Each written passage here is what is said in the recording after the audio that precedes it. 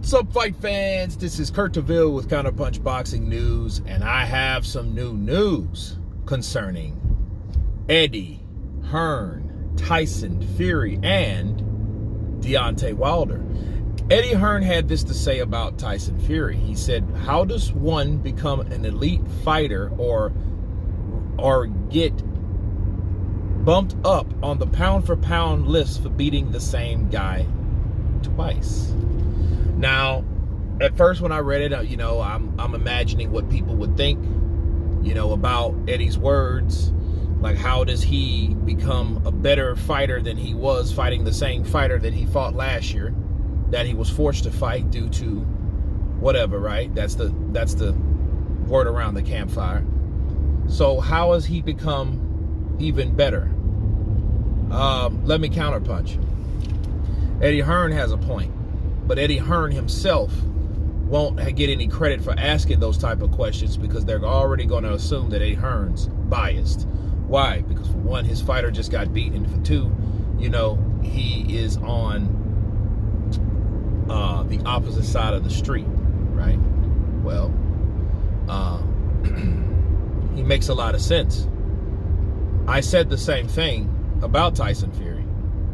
Tyson Fury didn't do anything spectacular. It was an entertaining fight, but what didn't he do last year?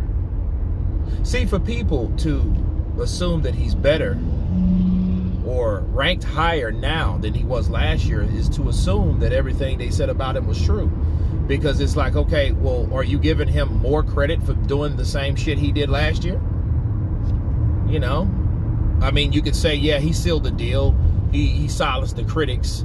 He shut all the haters up and all the people that accused him of some bullshit, only to make up new things, because that's what people do when they make things up. They create something else to talk about that's derogatory towards Tyson Fury. But it did not stop him from beating the dog shit out of Deontay Wilder. But it didn't stop it last year because I didn't believe any of it. So, I mean, for that reason, sure, or those reasons, that shuts them up. Okay, I get it, but pound for pound, that's not the point. Pound for pound, where is Tyson Fury different from where he was last year? He's done the same shit. You know what I mean? I mean, it's like you were forced to defend your title against Deontay Wilder in a fight where you were supposed to be fighting Anthony Joshua for like all the marbles, and that shit didn't happen. But then you beat him, you're like the best thing since sliced bread. Well, no. It's the same thing regardless of how you feel about Deontay Wilder. He beat Deontay Wilder already. A lot of people, the only debate would be with Tyson Fury and Wilder is the first fight. Okay? And that was officially a draw. So we can look at the official draw the way it is because we have two other fights to go on. But again, how does that make him better fighting the same person? Let me counterpunch. It don't. It don't make him better. Okay, we just seen a hell of a fight due to bad blood, and people think people did this and did that, and then other people went to prove that they didn't do this or didn't do that, okay, by doing the same shit. I get it. It was cool. I get what it is. It was a cause and effect. Cause this fight went to court to fight this guy, caused this guy talked all this shit about you, caused this guy called you everything but a child of God, called your whole people no good race of people or community of people, right? You felt the need to beat the shit out of him, or like Tyson Fury said himself, smash his fucking face in. And he did exactly that. I get that. That's awesome.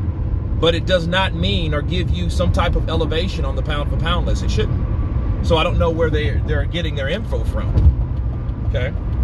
I don't see that at all. I don't see that one bit. And I don't understand that elevation, that bump up. I don't. Because until he fights someone else, he has done the same thing that he was bound to do because someone made him. That's it. Now people might say, oh, Eddie Hearn, you're mad because Joshua lost. Well, I mean, People that believe in triangle theories will say, man, Tyson Fury would do the same thing to Joshua. I don't think so, because we haven't seen that fight yet. Those are two different fighters. Wilder showed that he is limited. Wilder showed despite being trained to do other things, he's still limited. So, I mean, he didn't show us anything spectacular to show Tyson Fury any type of resistance. He just did the same shit he did with Tyson Fury the first fight. Caught his ass with the right hand. There's no magic or specialty of that. He did the same thing. So, you know, again, like, where does it come in, or where does it qualify him being top 4 in the world because of that? And for one thing, or should I say another thing, why would a heavyweight be on the pound for pound list? Like Usyk, I get Usyk because Usyk wasn't a heavyweight, he was a cruiserweight. So being the best he was from pound for pound in that division, then going up to another weight class, even though that's the last weight class, he still would register. Tyson Fury ain't went nowhere. He just probably got bigger, then got smaller, then got bigger, right? So, I mean, that's no thing of that. So, no, I don't believe the hype. You can't get rankings improved or promoted by beating the same guy. That's just, it doesn't even make any sense. See, there wasn't even anybody that he fought in between Deontay Wilder. See, that would be a totally different thing. If he would have fought Dillian White, then fought Wilder, okay, then you'd look at that like, okay, because now his resume is reflecting what he's supposed to be. Pound for pound, the best means you're fighting the best. He hasn't. He's fought the same person. So again, it doesn't mean anything. Honestly, it doesn't mean that he should be promoted or bumped up or ranked higher on the pound for pound list for doing the same thing to a person that haven't done anything since he fought him. Counterpunch. But anyway, that's my counterpunch on Eddie Hearn's speculation or question he was asking about Tyson the Gypsy King Fury. You guys tell me what you think. Please subscribe. And you've been Counterpunch. Peace.